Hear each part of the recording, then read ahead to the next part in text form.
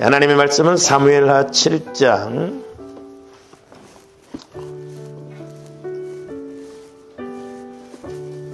9절부터 우리 16절까지 합독하십니다.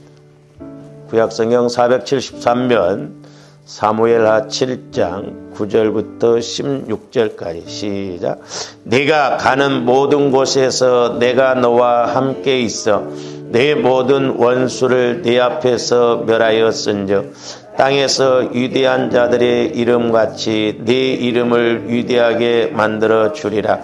내가 또 내 백성 이스라엘을 위하여 한 곳을 정하여 그를 심고 그를 거주하게 하고 다시 옮기지 못하게 하며 악한 종류로 전과 같이 그들을 해하지 못하게 하여 전에 내가 사사에게 명령하여 내 백성 이스라엘을 다스리던 때와 같이 아니하게 하고 너를 모든 원수에게서 벗어나 편히 쉬게 하리라. 여호와가 또 내게 이르노니 여호와가 너를 위하여 집을 짓고 내 수완이 차서 내 조상들과 함께 누울 때에 내가 내 몸에서 날 내 씨를 내 뒤에 세워 그의 나라를 견고하게 하리라. 그는 내 이름을 위하여 집을 건축할 것이요 나는 그의 나라 왕위를 영원히 견고하게 하리라. 나는 그에게 아버지가 되고 그는 내게 아들이 되리니 그가 만일 죄를 범하면 내가 사람의 매와 인생의 채찍으로 징계하려니와 내가 네 앞에서 물러나게 한 사울에게서 내 은총을 빼앗은 것처럼 그에게서 빼앗지는 아니하리라. 네 집과 네 나라가 내 앞에서 영원히 보존되고 내 왕위가 영원히 견고하리라 하셨다 하라. 아멘. 오늘 또 계속해서 다윗의 신앙관 7번째인데 신의 한 수라는 제목으로 3번째 시간을 갖고자 합니다. 제가 말씀을 드렸습니다마는 다윗은 모세 이후로 그 누구도 생각지 못했던 이렇게 500년 세월이 지나는 동안 누구도 그 생각을 갖지 못했던 성전을 져야 되겠다 이런 마음을 가졌다라고 했습니다. 그래서 그가 성전을 짓고자 개인적으로 이렇게 많은 돈을 그야말로 금 10만 달란트, 은 100만 달란트를 모아두고 또 그 외에 뭐 철, 동 이런 것들도 많이 모아뒀다고 그랬죠. 그래서 이제 우리가 사무엘하 7장 1절에서 8절까지 보면 이렇게 다윗이 그냥 뭐 육신적으로 본다면 이제 전쟁에서 이렇게 이기고 그러기 때문에 그냥 나라나 잘 다스리고 가면 될 일이지만 이렇게 평안히 오히려 살 때 그는 여호와를 위해서 이렇게 성전을 지어야 되겠다라고 이렇게 마음을 먹었습니다. 근데 이제 우리가 오늘 말씀에서 합독했던 것처럼 다윗이 이렇게 성전을 건축하고자 할 때 하나님은 또한 다윗에게 그 성전 건축하는 것 못지않게 복을 내리는 것을 볼 수가 있거든요. 그래서 제가 이제 수요일 말씀하고 이렇게 연결을 시켜서 우리가 말씀을 상고하고 있습니다만은 다윗이 성전을 지려고 하니까 하나님도 그에게 놀라운 12가지의 복을 주시고 우리가 또한 에스겔서 47장에서 보면 에스겔 선지자가 환상 중에 이 성전에서 흘러나오는 물을 측량했을 때 강물이 되어서 이렇게 또한 강이 되어서 이렇게 생명나무가 자라나게 되는 그것도 이제 요한계시록 22장과 연결해서 보면 천국에 그런 이제 생명나무가 있는데 12과일이 매월 이렇게 열린다라고 그랬지 않습니까? 그래서 이제 저는 개인적으로 우리가 다른 것보다도 내 마음이 영적으로 하나님이 성령께서 마음껏 일하실 수 있는 성전을 이루려고 하고자 할 때 하나님이 기뻐하시는 일이기 때문에 영적인 것이 됐든 환경적인 것이 됐든 복을 주시는구나. 그리고 또한 조합들이 성전이 이루어져야 성령께서 주시는 말씀을 받을 수가 있구나. 그걸 깨달으면서 자, 다윗이 이렇게 모세 이후로 500년 동안 누구도 생각지 못했던 그 성전을 건축하려고 했는데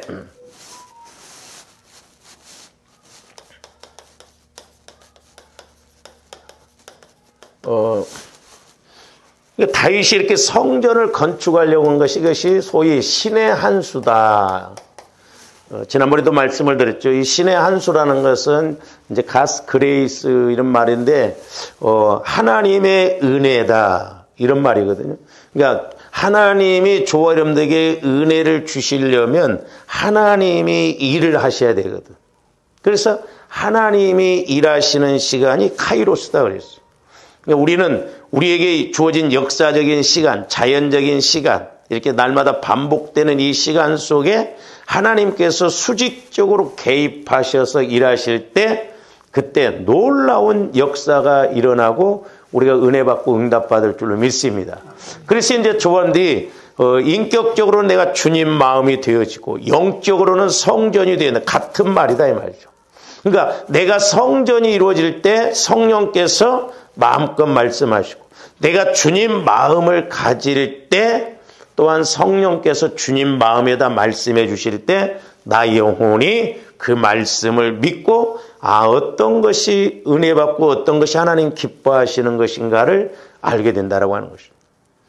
그래서 이제 우리가 이렇게 신앙생활하면서 저도 마찬가지지만 내가 하나님과 함께 한다는 것, 주님이 내 안에 내가 주님 안에 거하는 것, 이게 가장 중요하구나. 그래서 이제 오늘 9절 말씀도 보시면 나중에 이제 우리가 그 12가지를 좀 이렇게 상고를 하겠습니다만은 네가 가는 모든 곳에서 내가 너와 함께 있어 그랬잖아요. 우리 하나님이 함께 하신다는 거예요. 네가 가는 모든 곳이었어. 그러니까 전지전능하신 하나님께서 다윗과 함께 하신다는 거예요. 그러니까 다윗도 전지전능하신 하나님의 그런 속성을 잘 알았기 때문에 성전을 건축하려고 하고 사도행전 13장 22절에서 보면 다윗은 내 마음에 합한 자다 그랬어요. 내 마음. 그러니까 잘 보세요. 막 요즘 정치하는 사람들 보면 지 마음에 든 사람들만 추천하려고 하고 막 마음에 안 들면 막 떡화 뿌리고 막 마음대로잖아요. 근데 회사도 보세요. 요즘 회사도 보면 나이가 좀 들면 다 퇴직을 해야 됩니다. 근데 퇴직을 회장이 자기가 이렇게 일을 같이 계속 하고 싶은 사람은 나이가 들어도 퇴직을 안 시켜요. 이사로 이렇게 해서 막 월급 많이 줘가면서 같이 있잖아요. 그러니까 다윗은 하나님이 기뻐하시는 걸 알았어요. 왜? 하나님 안에 있으니까 안다 이 말이죠. 그리고 다윗도 하나님도 다윗을 잘 알았어요. 그러니까 잘 통해. 다윗은 마음이 변하지를 않는다 이 말이죠. 하나님을 어찌하든가 기쁘시게 해드리는 그런 데 앞장서니까 소위 말해서 하나님과 다윗이 궁짝이 맞으니까 하나님도 다윗에게 전지전능한 차원의 복을 주시면서 일을 하게 하신다 이 말이죠. 그래서 이렇게 오늘 조함대 합독했던 말씀에 보면 다윗은 뭐 성전 좀 주려고 했는데 뭐 이렇게 막 12가지를 막 주는 우리는 기도에도 막 애를 써도 뭐 될까 말까 하는데 왜 다윗은 이런 복을 주신가. 그래서 우리가 이 영적인 공식을 잘 알아야 하는데 그래서 다윗도 하나님의 은혜, 하나님이 간섭하시는 그 시간 속에서 하나님이 일하시게 하니까 성전을 건축하려고 그랬다.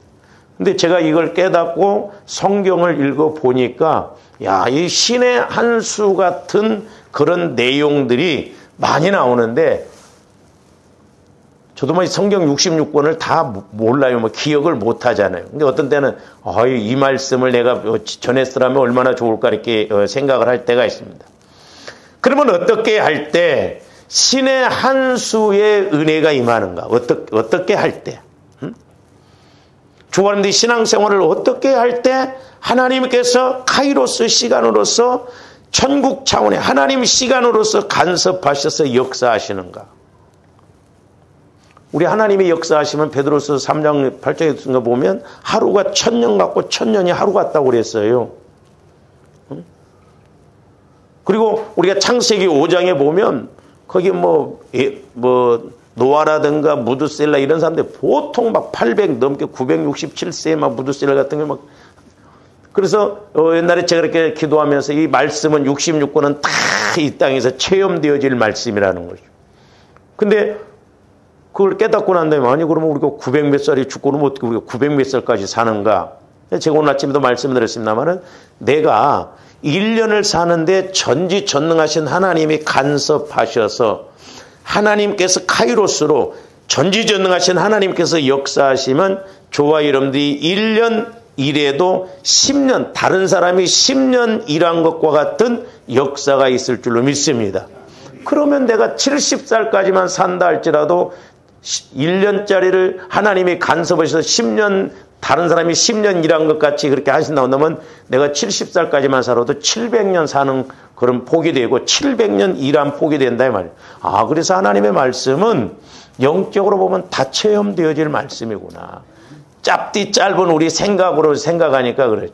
그래서 좀 이번에는 이제 조함들이 그러면 어떻게 할 때 신의 한 수의 역사가 일어나고 하나님께서 개입하셔서 일을 하시는가. 첫째로는 이제 가장 기본적이고도 중요한 거예요. 우리가 죄를 회개하고 고백할 때 그러니까 조금더 좀 기억하셔야 할 게 뭐냐면 제가 그렇게 이제 말씀을 읽고 기도하면서 깨닫게 되는 게 뭐냐면 내가 성전되어져서 즉 주님 마음 안에 들어가서 있을 때 말씀들이 그렇구나 하고 믿어지고 깨달아진다 이 말이죠.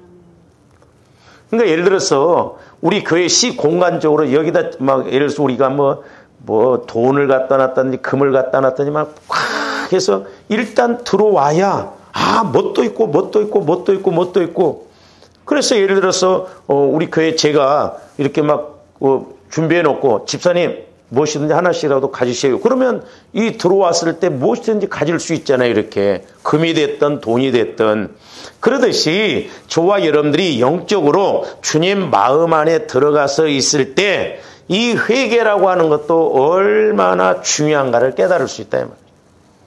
육신적으로 보니까 그냥 우리가 생각하고 그러니까 그렇지 영적인 측면에서 보면 회개가 너무너무 중요하다 이 말이에요. 회개가. 근데 자세히 생각해 보세요. 우리가 회개가 그냥 하나님 내가 회개합니다. 회개합니다. 그래서 뭐 회개가 나와요? 성령께서 조명해 주셔야 돼요. 뭐든지 마찬가지예요. 성령이 아니고는 우리가 죄에 대해서도 알 수 없고 알 수도 없고 할 수도 없어요. 다른 것도.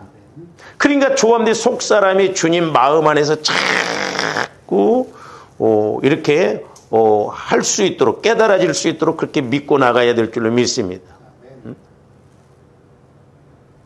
아까도 우리가 보혈 찬송가를 이렇게 불렀습니다마는 제가 찬송 부르면서 제 마음 안에서 뭐냐면 찬송을 자꾸 부를수록 된다 그런 은혜의 그는 깨달음이 와요.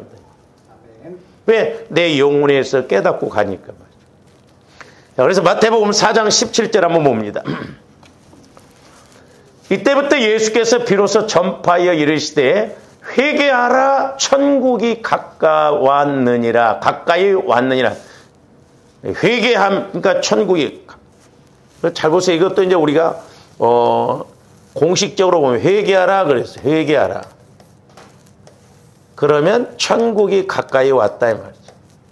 그러니까 조금 뒤 성령을 통해서 회개가 터지면, 회개가 이루어지면 그 회개가 이루어진 만큼 내 마음이 성전, 내 마음이 다시 말하면 주님 마음으로 넓혀져요. 그래서 회개도 성령께서 조명해 주셔야 돼요. 저도 이렇게 해보면 성령께서 조명해 주셔보면 수십 년을 지금 이렇게 살아왔는데도 회개가 안 된 것이 있다면 무의식 속에. 근데 성령께서 조명해 줄 때 보면 왜 이런 것을 내가 회개를 못했을까? 성령이 조명을 안 해주셨기 때문에. 근데 또 회개가 이루어질 때 보면 바위 덩어리를 드러내는 것처럼 막 기도할 때 보면 간절히 집중해서 들어가다 보니까 아이고 이것도 문제네 깨닫게 되거든. 소위 말해서 입술로만 딸싹딸싹 하고 있는데 무슨 회개가 터지겠냐 이 말이요. 그래서 조금더 기도할 때는 집중력을 갖고 기도해야 된다 이 말이에요. 예? 집에서 이렇게 설교 듣는 사람들 끝나고 기도할 때 딴짓하지 말고 아파트가 날아가도록, 집이 날아가도록 좀 부르짖어 기도하라 이 말이오. 21일 작전 기도할 때 좀 나오면 얼마나 좋아. 금요일 날도. 애가 타져 죽겠는데 막. 그러니까 회개하면 분명히 천국이 임해요. 그러면 천국이 임하면 따라오는 것이 있어요. 변화가 있다든지, 그렇죠. 좀 성령을 통해서 회개가 이루어지면 어떻게 돼요? 내가 죽일년이네 막. 내가 잘못했네. 막 그렇게 생각이 바뀌어지잖아요. 왜? 주님 마음이 들어오니까, 천국이 들어오니까 거짓 것을 알게 되고 영원한 것을 알게 되는 거다 이 말이죠. 그 다음에 변화가 있을 뿐만 아니라 우리가 응답받는다 이 말이죠. 응답.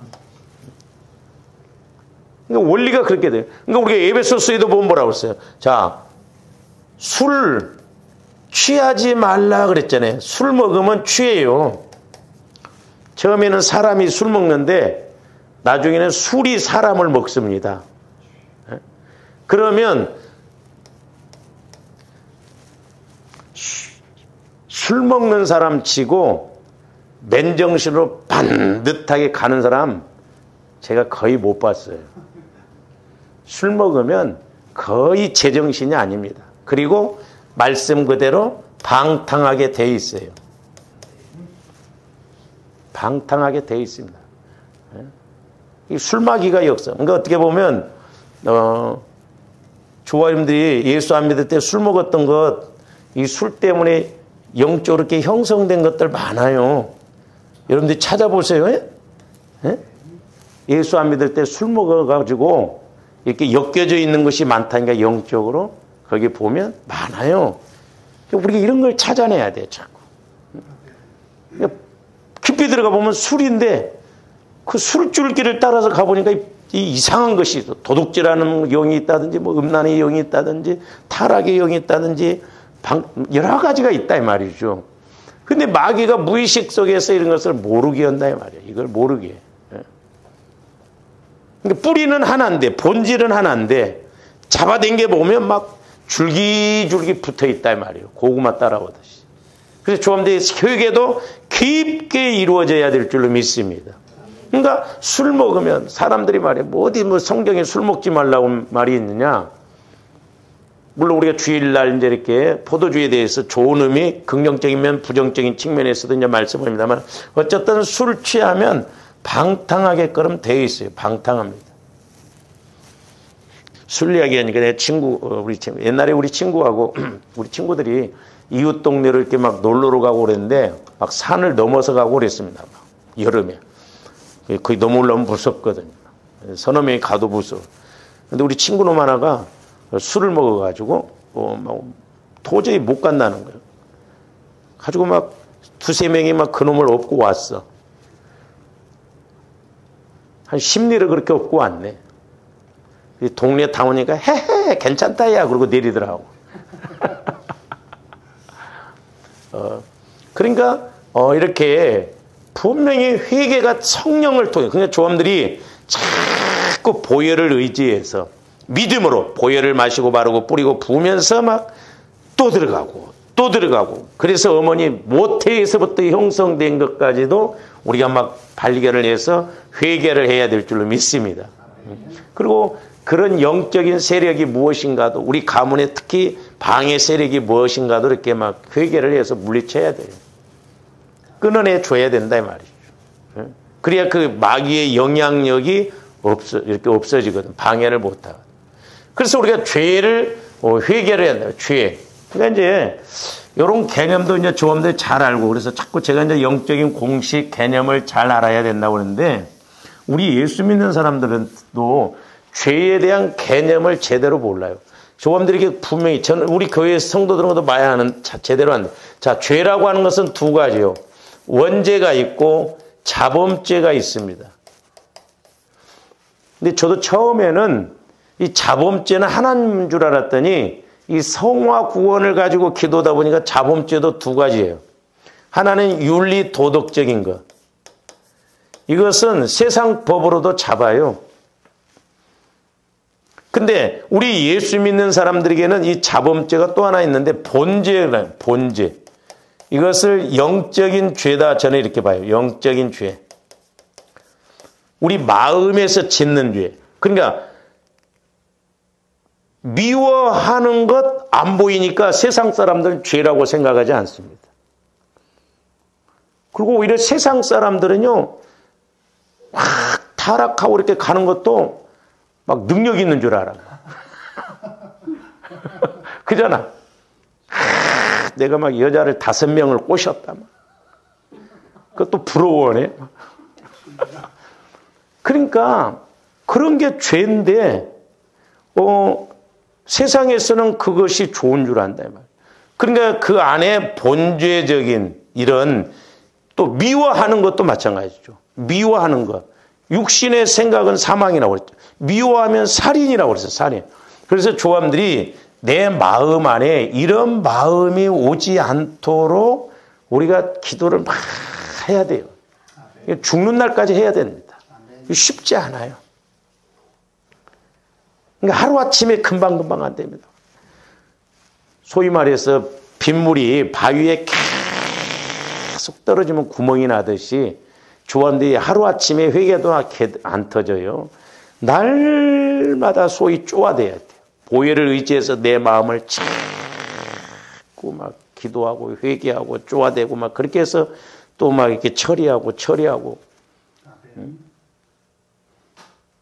근데 저와 여러분들이 새벽기도 때 집에서 기도하면 몇 분이나 해요? 5분 기도하고. 그렇게 해가지고는 바뀌지를 안 해요. 그러니까 우리가 시간을 정해놓고 뭔가 기도해요. 그래서 저도 우리 교회가 이렇게 기도를 짧게 하기 때문에 길게 못 하잖아요. 또 멀리 가고. 그 때문에 집중력을 갖고 기도해요. 집중력을 가지고. 저도 해보니까 새벽에 와서 소리내서 기도하는 게 쉽지 않습니다. 근데 은혜죠. 어떤 면에서. 새벽부터 부르짖을 수 있다는 게 감사. 그래서 저와 여러분들, 우리 예수 믿는 사람들은 이 부분을 가지고 기도를 많이 해야 돼요.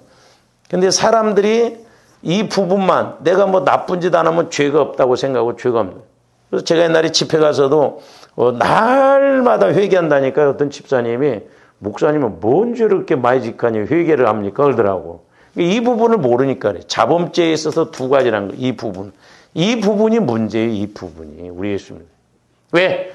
내 안에 이런 죄성, 상처, 쓴뿌리가 있으면 마귀가 합법적으로 잡기 때문에 성령께서 역사를 못하셔요.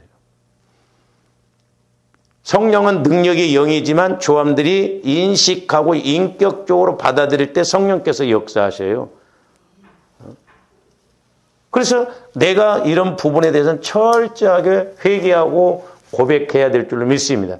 그래야 할 때 아까 저기 있는 말씀처럼 내 안에 상처, 쓴뿌리, 죄성 이걸 회개하면 또 돌 골라내는 것처럼 또 이렇게 옥토밭이 되고 그러니까 가시밭, 돌짝밭 이런 것을 자꾸 치워나가야 된다. 그럴 때 천국이 임해지는 거예요. 그래서 우리는 예수 안 믿는 사람들은 예수를 안 믿는 것에 대해서 회개를 하고 예수를 믿어야 되죠.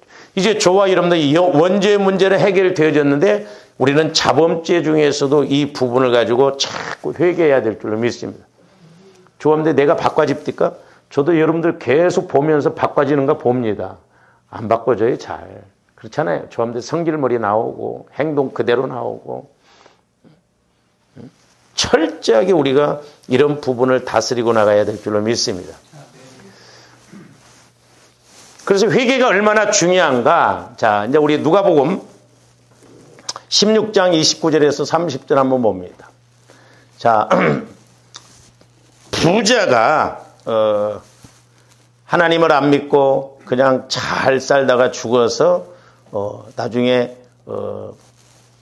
우리는 흔히 지옥이라고 하는데 잘 우리가 이런 것도 이제 좀 개념적으로 생각을 해야 되는데 우리 예수 믿는 사람들이 죽으면 낙원에 가 있습니다. 낙원으로 갑니다. 이 낙원은 천국이나 다름없어요. 나중에 기회가 있으면 좀. 그리고 예수 안 믿는 사람들이 죽으면 가는 곳이 음부예요. 음부. 이 음부는 지옥과 다름이 없어요. 근데 저도 이치적으로 보면 순서를 잘 보세요. 조함들이 죽었어. 그러면 예수 믿어서 천국 갔어. 그러면 천국에 있다가 나중에 예수님 재림하시면 야 내려와. 그래갖고 부활시켜서 다시 그렇게 대기 장소에 있다가 최종적으로 이제 영원 천국이 갈라지기도 하죠. 좀 이런 것들도 이제 우리가 이렇게 질서상으로 순서상으로 좀 개념을 잘 가져야 됩니다. 근데 이제 보통 우리가 예수 믿고 죽으면 천국 갔다 그러잖아요. 틀린 말은 아니에요. 예수 안 믿고 죽으면 지옥 갔다. 틀린 말은 아닌데 정확하게 말하면 여기는 대기 장소거든요. 대기 장소에 있다가 예수님 재림하실 때 분명히 이제 이렇게 심판을 해서 천년왕국 음부로 들어가 있다가 이제 천년왕국이 끝난 다음에 영원 천국으로 이렇게 나눠진다. 이제 그런 부분은 이렇게 교단마다 좀 교리적으로 다르다 보니까 깊게 다룰 수가 없었기 때문에. 여기 잘 보세요. 이제 조함들 여기서 깨달아야 할 것이 있는 게 뭐냐면 아브라함이 이르되 그들에게 모세와 선지자들이 있으니 그들에게 들을지니라 이르되 그렇지 아니하니이다. 아버지 아브라함이여 만일 죽은 자에게서 그들에게 가는 자가 있으면 회개하라. 그러니까 나사로가 죽었잖아요. 그러니까 아브라함에게 지금 뭐냐면 죽은 나사로를 살려서 좀 이렇게 하나님을 안 믿는 우리 내 형제한테 보내라는 거예요. 그러면 가서 외치면 믿을 거 아니냐 이 말이죠. 근데 죽어서 이렇게 살아나가지고 간다고 선 게 아니라 선지자들이 있고 모세가 있다. 그들의 말을 통해서 믿어야 된다는 거예요. 근데 저 말씀을 통해서 이제 저도 깨닫는 게 뭐냐면 잘 보세요. 저와 여러분들이 모든 걸 다시 말씀드리면 천국과 지옥에 대해서 다 이제 알 때가 있어요. 좀 더 죽어서 천국 가면 지옥도 알고 천국도 확실하게 알아. 저 부자는 죽어서 지옥 갔어. 근데 지옥 가서 보니까 천국이 있다는 걸 알아. 나쁜 말로 말하면 왜 대져서 아냐고. 살아서 알았으면 얼마나 좋겠냐 이 말이죠. 살아서. 지옥이나 천국은 죽어서 가서 알면 안 돼요. 이 땅에서도 오늘 그 말씀을 오늘은 못 전해요. 성경에 보면 영원한 것이 있어요. 우리 영혼도 영원합니다. 말씀도 영원해요. 성령도 영원합니다. 예수님 피도 영원해요. 그러니까 조함들이 영원한 것을 영원한 예수 피를 의지하면 이런 영원한 세계를 알 수 있도록 나 영혼이 말씀 안에서 영원한 것을 알 수 있도록 깨닫게 해주신다 이 말이죠. 그러니까 이 땅에서도 우리가 뭐 직접적으로 이렇게 현상적으로 천국과 지옥을 못 가본다 할지라도 알 수 있다 이 말이죠.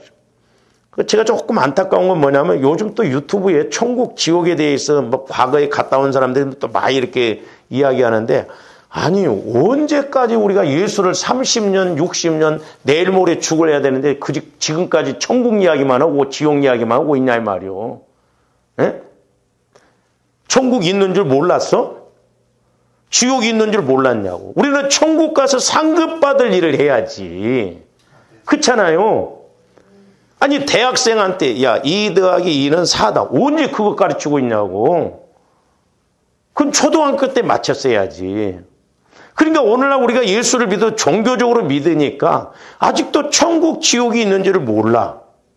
그 개념을 모르니까 예수를 수십 년 30년 40년 믿어서 내가 천국 가서 상급받을 일을 쌓고 가야 되는데 천국이 있더라. 천국 가니까 어떻더라. 지옥 가보니까 어떻더라. 언제까지 그렇게 해야 되냐고. 그렇잖아요. 이치적으로 그렇잖아.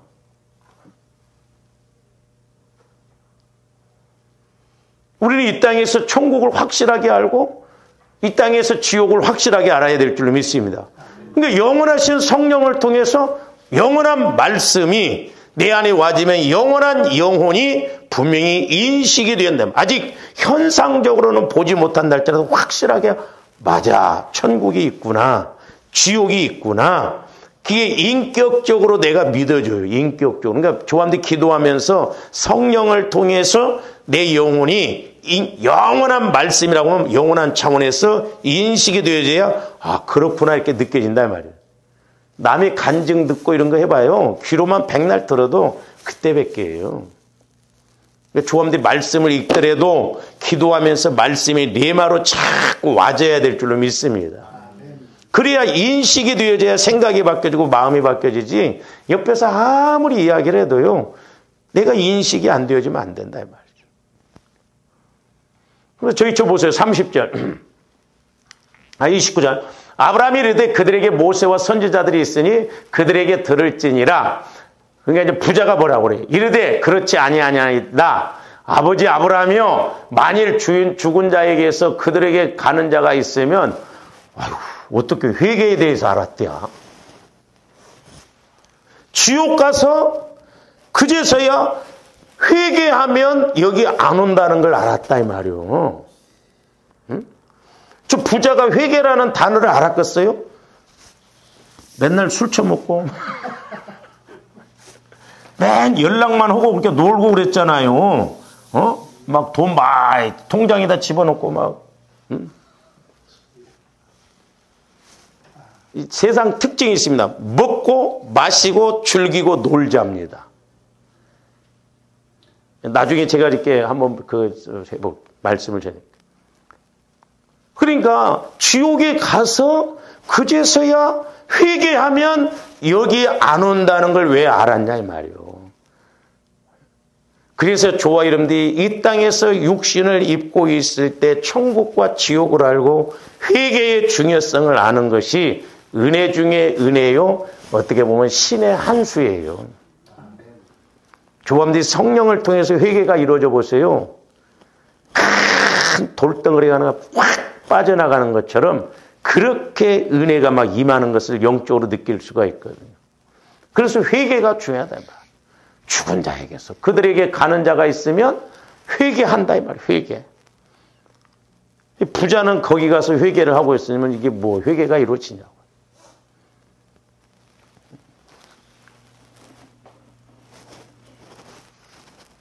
그러니까 앞에서 보면 내 영혼아 막 창고를 막 재산이 많아지니까 창고를 져놓고 거기도 이제 성경에 보면 영혼이 나옵니다. 영혼. 저 부자가 막 그럽니다. 이제 우리가 이런 것도 좀 생각해 볼 것이 뭐냐면 우리가 육신적으로 죽은 것을 하나님은 성경 말씀은 잔다 그래요. 잔다. 근데 영적으로 내가 하나님과 단절되어 있는 걸 사망이라고 그래요. 그래서 예수를 믿기 전에 조함들이 영혼이 죽었다고 그러잖아요. 그 말은 뭔 말이냐면 영혼이 없어져 버린 게 아니라 영혼은 있어요. 근데 하나님을 모른다 이 말이에요. 하나님을 몰라. 그래서 죽은 영혼, 사망의 영혼이라고 하는 거예요. 사망 관계에. 근데 이제 예수를 믿음으로 하나님을 몰랐던 영혼이 하나님을 알게 되는 거예요. 그래서 영적으로 사망이 무서운 거예요. 영적으로. 여러분 불신자들도 나중에 부활합니다. 부활해서 부활시켜서 다 하나님이 심판해요. 지옥으로. 그러니까 이 부자도 지금 죽었어요. 육신은 죽어서 흙으로 갔어. 근데 그 영혼은 지금 음부에 지옥에 가 있다 이 말이죠. 그러니까 하나님을 몰랐어요. 그러니까 하나님과 단절이 돼요. 사망 관계. 죽어 있다 보니까 그냥 마귀가 인도하는 대로 따라갔죠. 그래서 조함들이 이 땅에서 살아있을 때, 육신을 입고 있을 때 내 영적인 문제, 죄성, 상처, 쓴뿌리, 또한 나에게 방해하는 악한 영, 더러움의 영, 어둠의 영 이런 것들을 성령을 통해서 우리가 회개하는 것이 너무너무 복이고 은혜라고 하는 것이죠. 그래서 요한일서에도 보면 우리가 우리 죄를 만일 자백하고 고백하면 하나님은 미쁘셔 신실하사 모든 불의에서 우리를 깨끗게 하신다고 그랬죠. 그러니까 성령을 통해서 회개만 이루어지면 다른 것 구하고 구하지 않아도요. 사실 회개만 이루어지면 하나님이 저절로 은혜 주실 줄로 믿습니다. 그러니까 다윗도 자기 마음이 완전히 천국이 이루어져 성전이 이루어지다 보니까 하나님 것 다 가지고 하나님 일을 한다 이 말이죠. 금 10만 달란트 900조가 되는 그런 액수지만 천국은 900조가 아니라 구경, 막 구천경. 여러분 경 들어봤죠? 조 위에가 경이에요. 그러니까 다윗은 그 세계에 있다 보니까 900조 아무것도 아니다 이 말이죠. 어떻게 보면 조함들이 믿고 아는 것만큼 우리 소위 포지션이 있습니다. 내가 그만큼 있다고 한다면 내가 모든 것을 힘있게 갈 수 있잖아요. 계속 보면, 그렇게 합니다. 그 다음에, 또 하나 이제, 이렇게 회개가 이제 중요하다는, 저 부자가, 어떻게 회개를 알고, 거기 가서 회개, 자기 형제들 못 오게 좀 보내라고 그러잖아요. 나사로를. 그러면 회개한다고. 그래서 회개가 은혜 중에 은혜고, 복 중에 복이다. 회개만 잘해도요, 나중에 조함들 구하지 않아도 와집니다. 그 다음에 또 하나, 이제 우리가 마태복음 15장 잘 아시는 말씀, 25절에서 28절 보세요. 자, 가난안 여인이, 제가 앞에를 좀 이렇게 뺐습니다. 길어서. 가난안 여인이 자기 딸이 흉악하게 귀신 들렸을 때, 지금 예수님에게 왔을 때, 처음에 우리 예수님은 뭐 대답도 안 하시죠. 그 다음 막 또 소리 지르니까, 이제 그제서야, 말씀을 하시는데 뭐냐면, 여자가 와서 예수께 절하며 이르되 주여 저를 도우소서. 26절 대답하여 이르시되 자녀의 떡을 취하여 개들에게 던짐이 마땅하지 아니하니라. 저는 처음에 저 말씀을 읽으면서 그런 마음이었어. 아니 예수님이 하나님이시면서 안 고쳐주시려면 곱게 안 고쳐주시면 되지. 저런 말씀까지 굳이 해가면서 저렇게 고쳐주는가. 그렇게 의심을 했었거든요. 근데 이제 또 목사님들 설교 들어보면, 막 그럼에도 불구하고 이 여인은 믿음으로 막 이렇게 나갔다. 맞는 말이에요. 근데 뭐 예수님이 꼭 저렇게 뭐 우리나라 말로 표현하게 말하면 너는 개 같은 여자야 그 말이요. 그렇잖아요. 막 그러면 굳이 뭐 예수님이 요구를 해가면서 꼭 믿음을 그렇게 달아볼 필요는 없잖아요. 근데 제가 이제 이렇게 깨닫게 되는 게 뭐냐면 제 가나안 여인인데 가나안 땅은 원래 성적으로 아주 타락한 그런 지역이에요. 그런 지방입니다. 그러니까 아마 이 여인도 그렇게 성적으로 타락해가지고 아마 그냥 그런 관계 속에서 딸을 아마 출생한 것 같아요. 그러다 보니까 마귀들이 이 딸을 귀신 들리게 했다 이 말이죠. 근데 이 개의 특징은 뭐냐면요. 이 그러니까 욕도 있잖아요. 우리가 그런 거 조심해야 돼요. 왜냐하면 개는 새끼가 나중에 크면 지 어미하고 또 이렇게 관계를 맺어가고 새끼 납니다. 소위 개판이요. 그래서 개년이라고 하고 개놈이라고 하고 그러잖아요. 그러니까 영적으로 이 여인이 우리가 봤을 때 이렇게 적용해 볼 때 그런 영적인 문제가 있다 이 말이에요. 문제. 그러니까 우리 예수님은 무시하는 게 아니고 그 여인의 영적인 상태를 막 노골적으로 너 이렇게 했고 이렇게 했고 막 너 그래서 지금 이런 문제가 있어. 그러면 자존심 상하잖아요. 근데 오히려 우리 예수님은 애둘러서 표현을 그렇게 하신 거예요.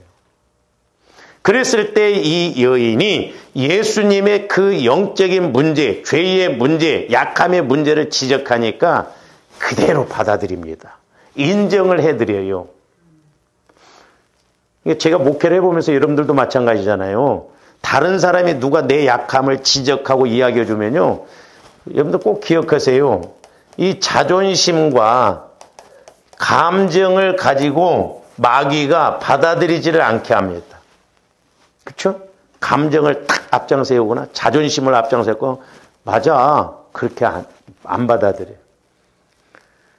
그래서 여러분들이 참 제가 옛날에 이제 좀 교회가 숫자가 적더라도 예를 들어서 진짜 형제간 같이 그 사람의 문제도 내 문제처럼 감싸주고 서로 기도해주고 그러면 얼마나 교회가 힘이 있을까. 근데 교회가 내 약한 문제를 내놓고 기도 제목으로 못 내놓는다는 거예요. 오히려 흉거리가 돼버려요. 그러니까 저 모양이지. 그러니까 뭐 이러지. 그러니까 우리 한국교회는요. 매주짝 신앙이 되면 얼마나 좋겠어요. 근데 공짜로 신앙이야. 교회 다니까 다 그냥 한 교인인 것 같지만 공짜로 풀어놓으면 따로따로 다 따로따로예요. 어떻게 보면 우리 한국교회는 숫자가 한 교회 몇만 명 모이고 온다고 해도 어떤 면에서는 힘이 없다 이 말이죠. 진짜 하나님 사랑 안에서 하나님 사랑으로 진짜 이런 문제를 서로 이렇게 내어놓고 이야기하면서 그걸 처리한다면 엄청나요, 이게요. 저는 저 말씀을 통해서 그렇구나라는 것을 깨닫는데 뭐냐면, 그러니까 보세요. 대답하여 이르시되 자녀의 떡을 취하여 개들에게 던짐이 마땅치 않다고 그러잖아요. 너는 개 같은 여자야. 쉽게 말하면. 그럼 네가 영적으로 좀 개 같은 그런 상태인데 그런 데다가 뭔 말씀을 주냐. 그 뜻이에요. 그런데 이 여인은 거기에 개의치 않고 맞아요. 나는 옛날에 그런 모습이었어요. 그런 여자였어요. 그럼에도 불구하고 예수님이 계시고 예수님이 내 문제를 해결해 주셔야 됩니다. 이 고백을 한 거예요. 그래서 여자가 이르되 주여 옳소이다. 옳다고 그러잖아요. 맞습니다. 그래서 고백하는 게 이게 중요하다 이 말이죠. 그래서 이제 누가 뭐라고 하면 저는 여러분들이 자존심 감정이 가지고 기분 나쁘니까 성령을 통해서 보혈을 통해서 자꾸 여러분들이 성령을 통해서 지적을 받으라 이 말이에요. 근데 신기한 게 남은 잘 보이는데 나는 안 보여. 그렇죠? 막 남은 얼마나 잘 보이는지 몰라. 막 10가지라도 지적을 하면 지적해. 근데 나는 한 가지도 지적이 안 돼. 누가 옆에서 이야기하면 성질 팍 내고. 그러나 너는. 응? 그래서 흔히 우리가 이런 말이 있잖아요. 이렇게 손가락질하면 세계는 어디로 향한다고요? 나한테로 향하고 있다 이 말이에요. 그러니까 내 안에 들보는 못 봐. 다른 사람이 티는 잘 봐. 그러니까 잘 보세요. 우리가 들보가 있으니까 작은 것도 다 문제로 보입니다. 이 영적인 원리가 그렇다. 그러니까 저 여인은 뭐냐면 여자가 이르되 주여 옳소이다마는 개들도 주인의 상에서 떨어지는 푸들. 그러니까 예수님이 주인이잖아요. 그러니까 비록 내가 아무리 타락해서 이런 상황이었다 할지라도 나는 주님이 필요합니다. 주님이 함께 해주셔야 됩니다. 그런 고백이에요. 그러니까 우리 예수님이 깜짝 놀라시면서 그 다음 말씀 보시죠. 이에 예수께서 대답하여 이르시되 여자여 내 믿음이 크도다 그랬어요.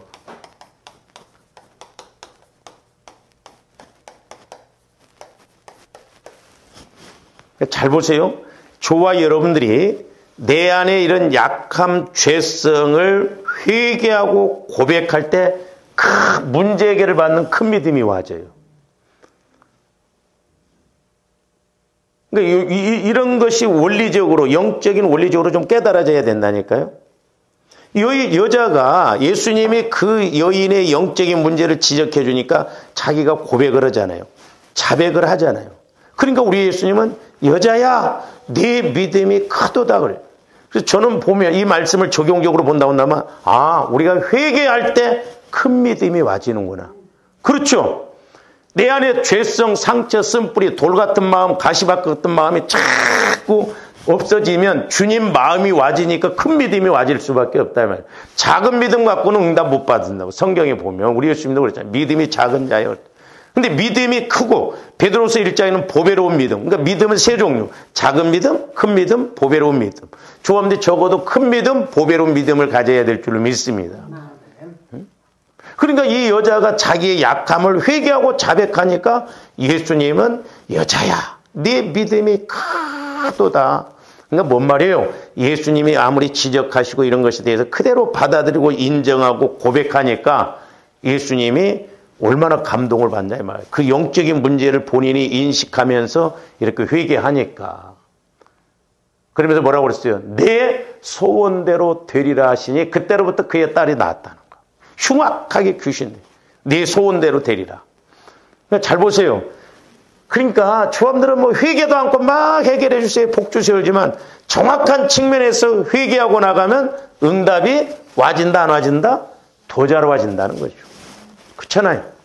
회개가 이루어지니까 큰 믿음이 되지니까 내 마음이 그만큼 영적으로 처리가 되어지니까 마귀 역사가 떠나가잖아요. 마귀도 합법적으로 우리를 잡지 않습니까? 내가 상처 쓴뿌리 죄성이 있으면 마귀도 합법적으로 잡아. 근데 그것을 마귀가 왔다가 한 길로 왔다 7길로 도망가도 그것을 처리해버리니까 믿음이 커진 거죠. 그러니까 내 안에 그만큼 죄성을 크게 넓게 깊게 고백했다 한다면 더 큰 은혜가 와질 줄로 믿습니다. 그러니까 우리가 이렇게 성령 하나님, 보혈과 성령을 통해서 회개하고 고백할 때 이게 신의 한 수다. 쭉 가난한 여인으로 보면 그렇잖아요. 그러니까 어떻게 보면 오늘날 조합들도 회개가 안 이루어져서 응답 못 받는 게 많아요. 어떻게 보면. 그렇잖아요. 회개만 이루어지면 간단한 문제인데 회개만 이루어진다고 한다면 천국이 이루어져서 하나님이 일하시기 쉬운 그런 믿음에 대해서 일하는데 우리가 회개가 그래서 마귀는 철저하게 회개 못하게 합니다. 그리고 회개한다고 그래야 윤리 도덕적인 측면에서 아까 자범죄였는데 그리고 또 제가 이렇게 목회하면서 우리 목사님도 보면 피를 이야기를 안 해요. 피가 능력이거든요. 잘 보세요. 잘 생각해 보세요. 그러니까 이 피를 의지해서 회개가 이루어진다는 건 우리가 내가 자아가 죽어져야 된다고 그러잖아요. 내 마음이 바뀌어지는 것이 죽어지는 거예요. 그러니까 내 마음이 없어지면 되잖아요. 그러면 주님 마음이 와지잖아. 그러니까 변화가 오는 거예요. 그러니까 피가 능력이거든. 피가. 이 피는 영원한 언약의 피예요. 조금데 죽을 때까지 계속 이 피를 의지해서 기도하고 나가야 될 줄로 믿습니다. 그래야 소위 심령 천국이 이루어지고 심령 천국이 이루어질 때 현세 천국이 이루어지는 거예요.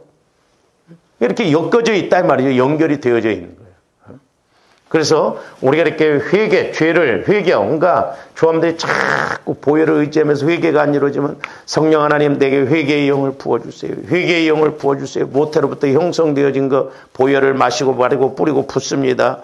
성령 하나님 보여주시고 가르쳐주세요. 왜? 피와 성령은 같이 가니까 하나이니까.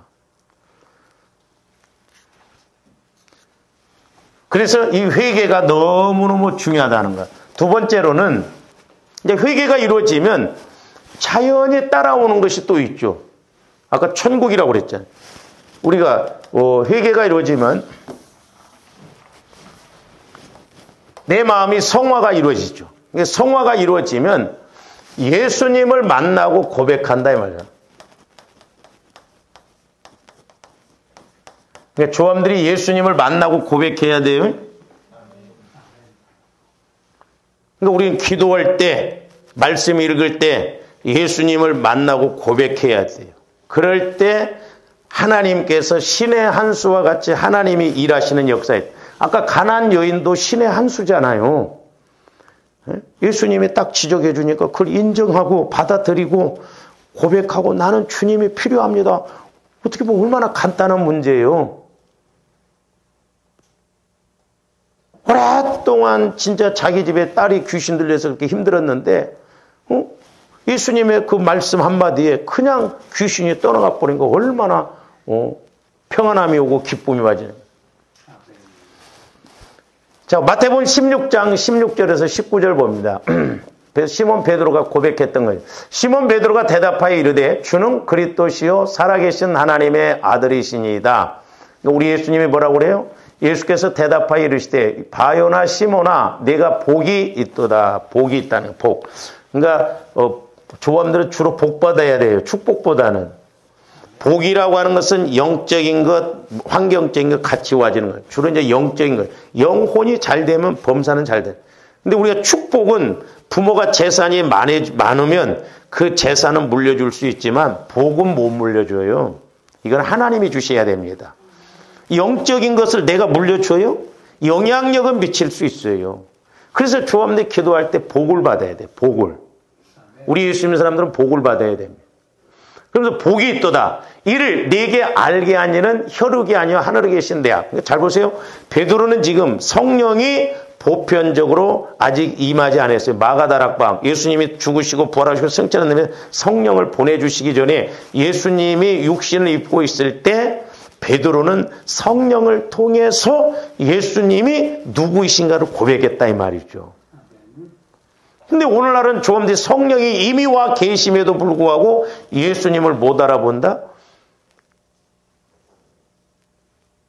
제가 말씀드렸잖아요. 우리 교회를 여기 사갖고 올 때 예레미야 33장 2절 3절 너는 내게 부르짖으라. 그러면 내가 응답 크고 나중에 은밀한 지금 성경은 개역개정 은밀한 근데 그전 성경은 비밀한 막 나는 그걸 육신적으로 생각해갖고 막 5층짜리에 막 바닥 평수가 막 80평, 90평 있어 막 5층 막 거기서 또 붕대 막 거위를 막 치고 막 이 거꾸로 대뿐. 근데 나중에 그 비밀이라는 것을 성경 말씀을 통해서 깨닫게 됩니다. 성경에는 크게 비밀이 두 가지예요. 이것도 우리가 아셔야 돼요. 하나는 하나님의 비밀이에요. 하나님의 비밀이 뭐냐? 예수 그리스도예요. 이스라엘 백성들이 하나님의 비밀인 그리스도를 몰라봤기 때문에 안 믿잖아요. 영접 안 하잖아요. 그래서 이스라엘 백성들이 왜 망했느냐? 하나님의 비밀인 그리스도를 몰라서 망했다 이 말이죠. 또 하나 비밀은 그리스도가 비밀인데, 그 그리스도가 비밀인데 이건 우리 예수 믿는 조합들이에요. 왜 오늘날 우리가 예수를 믿어도 이렇게 종교적으로 믿고 힘이 없게 믿느냐? 콜로새서 2장 2절, 1장 26절, 27절에 보면 너희 안에 계신 그리스도, 이것이 그리스도의 비밀이라는 거죠. 그러니까 내 안에 계신 예수 그리스도, 즉 내가 성화가 이루어져서 내 마음이 주님 마음으로 이렇게 바뀌어지지 않냐면 예수 믿어도 망해. 우리가 보면 왜 예수 믿고도 이렇게 힘이 없냐 이 말이요. 그러니까 이스라엘 백성들은 이렇게 육신을 입고 오신 예수님, 하나님의 비밀의 예수를 몰라서 안 믿어서 망했지만 오늘날은 조금더 내 안에 성령을 통해서 내 안에 와 계신 예수 그리스도를 못 만나고 성화를 못 이루면 종교 생활이요. 그러니까 어떻게 보면 우리가 예수를 수십 년을 믿어도 갈수록 우리가 더 어떻게 힘들고 어렵고 조금들 갈수록 더 은혜 받고 믿음이 성장해야 될 줄로 믿습니다. 환경적인 문제는 그건 두 번째 문제고, 그래서 하늘에 계신 내 아버지시니라 계속 봅니다. 또 내가 네게 이르노니 너는 베드로라 반석이다 이 말이야. 그래서 내 교회를 세우리니 음부의 권세가 있다. 저것도 이제 설명을 하면 긴데 저 말씀을 통해서 뭐 베드로가 그냥 교황권을 받았다 해가지고 지금 천주교가 저 말씀을 가지고 그렇게 가는 거 아니에요. 베드로가 교황권이 있는 게 아니라 베드로처럼 신앙 고백하는 사람들이 믿음의 반석 위에 집이 지어진다 이 말입니다. 음부의 권세가 이기지 못. 그러니까 저와 여러분들의 마음이 주님 마음으로 자꾸 성화가 이루어지면 음부의 권세가 자꾸 떠나가져요. 할렐루야. 그러니까 내가 얼마만큼 성화 구원이 이루어지느냐, 50%냐 75%냐, 이게 이제 관건이다 이 말이죠. 그러면서 19절, 내가 천국 열쇠를 내게 주리니 내가 땅에서 뭘, 신의 한 수의 말씀이 와지잖아요. 예수님에 대해서 고백하니까. 천국 열쇠가 뭐예요? 많은 사람들이, 목사님들이 천국 열쇠 기도라고 하는데, 아니 기도의 열쇠를 베드로에게만 줬어요? 아니요. 주와름들에게도 주셨어요. 천국 열쇠가 뭐냐? 주님 마음이에요. 그러니까 베드로는 그 순간적으로 주님 마음 안에서 성령이 역사함을, 즉 내가 주님 마음에 안 들어도 성령의 인도를 받아. 그러니까 성령은 지금은 주님 마음 안에서 역사를 하신다 이 말이죠. 그러니까 얼마만큼 내 마음이 주님 마음이 되어지느냐가 천국 열쇠예요. 큰 문제도 해결할 수 있는 얼마만큼 내 마음이 바뀌어져서 그 말씀을 받느냐. 말씀 받는 게 관건이잖아요. 그렇잖아요. 말씀 받으면 아무리 큰 문제라도 그 문제 될 거 없잖아요. 그러니까 내 마음이 얼마만큼 성화가 이루어지느냐, 성전이 이루어지냐에 따라서 기도할 때 큰 믿음을 가지면 큰 문제가 해결이 될 줄로 믿습니다. 그러니까 이렇게 말씀이라는 게 연결해 보면 이렇게 딱 연결이 되어서 이렇게 폼으로 나타난 것을 볼 수가 있거든요. 그래서 조금 더 주님 마음이 되어지고 성령의 인도를 받으면 내가 기도하는 것이라 성령이 기도하니까 땅에서 매면 하늘에서 매고 내가 뭐 원하는 대로 하는 성령께서 시키는 대로 하면 역사가 일어난다 이 말이죠. 네? 그러니까 베드로는 신앙 고백 한 번 했는데 저런 엄청난 신의 한 수의 말씀이 와지잖아요. 그래서 오늘날도 저함들이 성령 안에서 이렇게 예수님을 고백하고 만나고 고백할 때 그 고백대로 이루어지고 응답받을 줄로 믿습니다. 할렐루야. 근데 육신적으로는 그냥 주는 그리스도시요 살아계신 하나님 아니에요. 100번 그렇게 해봐 되는가? 안 되잖아. 우리는 성령 하나님과의 관계에서 늘 그리스도의 마음 안에서, 즉 성전 안에서 성령께서 시키시고 말씀하시고 인도하심을 따라갈 때 힘있게 갈 줄로 믿습니다. 이와 같은 은혜가 있기를 주님의 이름으로 축원을 드립니다. 오늘 좀 여기까지는 기도하죠. 사랑의 주님, 감사를 드립니다. 이제 저희들 말씀을 읽고 기도하고 들을 때마다 아버지 하나님, 지식적으로가 아니라 영적으로 깨달아지고 믿어지게 하여 주셔서 이제 나의 영혼이 주님 마음 안에서, 성전 안에서 마음껏 기도하고 나감으로 응답받고 복을 받고 쓰임받고 소위 신의 한 수와 같은 역사가 있게 하여 주시옵소서. 예수님 이름으로 기도하옵나이다. 아멘.